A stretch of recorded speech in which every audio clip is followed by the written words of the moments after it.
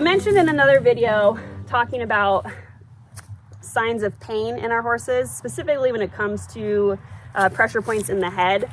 A horse that's in a consistent state of tension or is not happy with what's going on in their mouth with a bit or a hackamore, they're going to raise their head. If their basic needs aren't met, specifically like an environment issue, or they're stressed out a lot, or their saddle doesn't fit right, and they're in kind of this constant state of high stress, their heads are always pretty high up. And when their heads are super high up, they are releasing cortisol, which is the stress hormone. A horse like Curly is built head high. Her conformation puts her where the bone structure of her body actually brings her head up. It's just kind of what she is.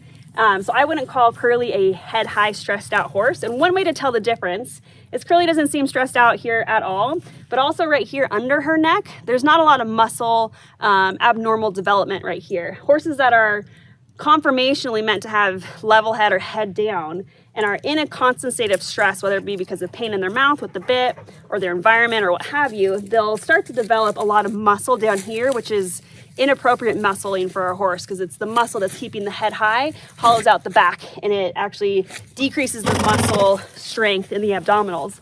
A horse like Curly, when you look at her, she doesn't appear to be a stressed out horse in any way, shape, or form. She's actually a pretty happy-go-lucky kind of girl. But just because her head is high, to me, that just says it's her conformation. She doesn't have a lot of neck bulging out here. She's got even muscle developing throughout her neck.